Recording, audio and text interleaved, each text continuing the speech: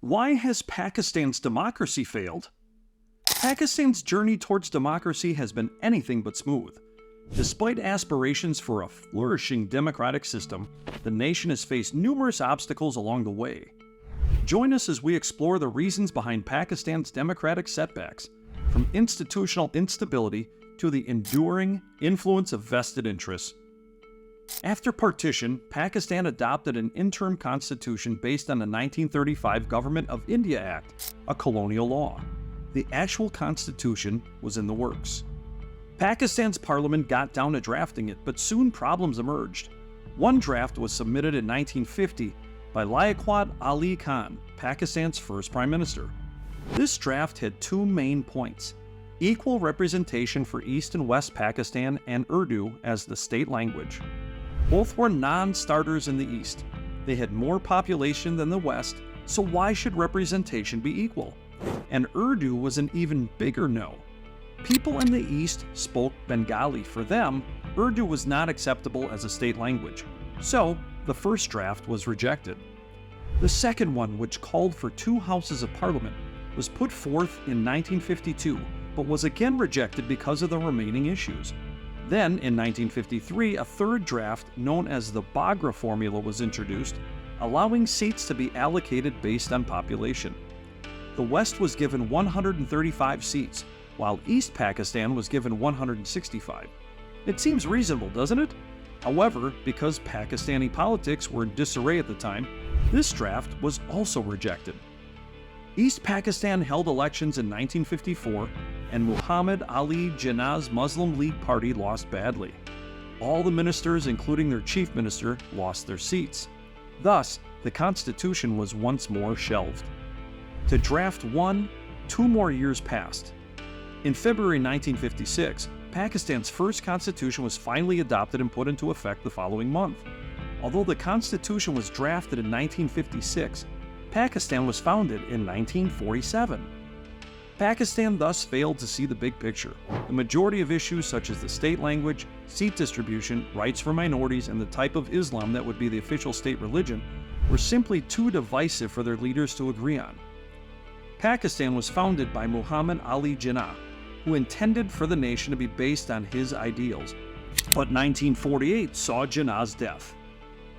Liaquat Ali Khan was assassinated a few years later. Pakistan thus lost its direction. The Muslim League, their party, is in the same boat. It was not fit to be a nation builder. That is why the majority of independence parties such as the African National Congress in South Africa and the Indian National Congress in India do. They lead freedom movements first, and then they developed into political organizations. Especially in East Pakistan, the Muslim League was unable to accomplish that.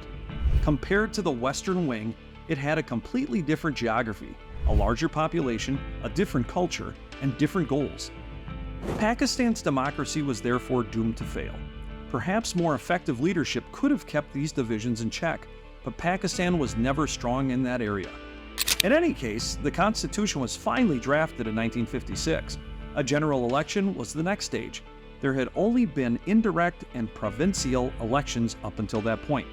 There had not been a general election held in the country. Due to another crisis that Pakistan experienced in 1956, not even the Constitution could alter that. It was essentially complete chaos, with 3 prime ministers in 2 years. Thus, the President of Pakistan intervened in 1958. That would be Iskandar Mirza. Following the abrogation of the Constitution, he imposed martial law. Enter General Ayub Khan, the then chief of Pakistan's army. He assumed leadership and became Pakistan's president during the martial law era. It was under Ayub Khan's rule until the late 1960s. No general elections once more. A military dictatorship was in place. So why did he surrender authority?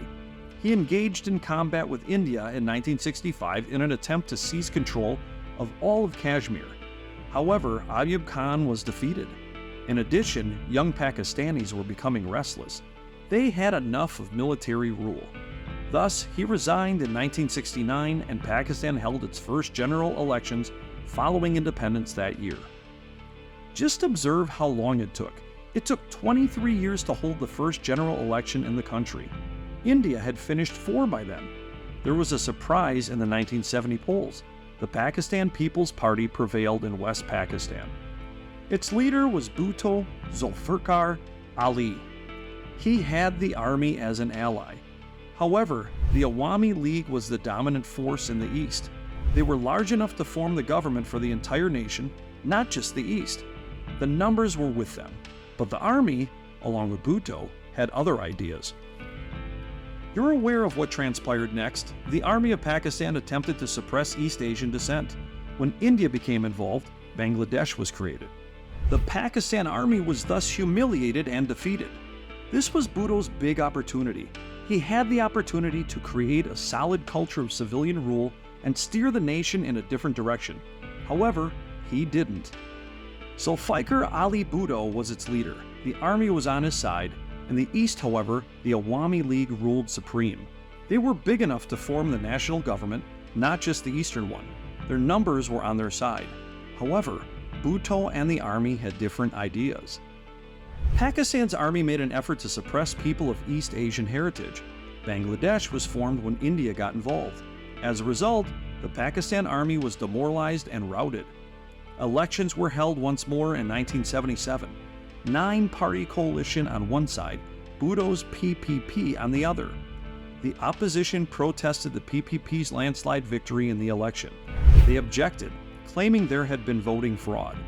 Thus, Bhutto went to the army, imposed martial law, apprehended opposition leaders, and once more provided lodging to the Pakistan army.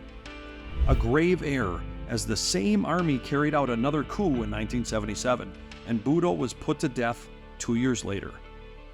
The events of the 1950s were replicated in the 1970s. The opportunity was ideal for civilian leaders, but they blew it, and the army profited from their failure. Let's go back to our story. General Zia was Pakistan's new dictator. He ruled until 1988 when he passed away. Subsequent elections ensued, but this time the army played the role of an orchestrator. The election would be won by the general's choices, but they would remain in the background. That's how Nawaz Sharif initially gained authority. Subsequently, Pervez Musharraf overthrew Sharif in another coup. And this short history tells you why Pakistan's democracy failed. Pakistan's democracy didn't work well because it had a shaky start with delays in setting up rules, and the military kept taking over, leaving civilians with less power.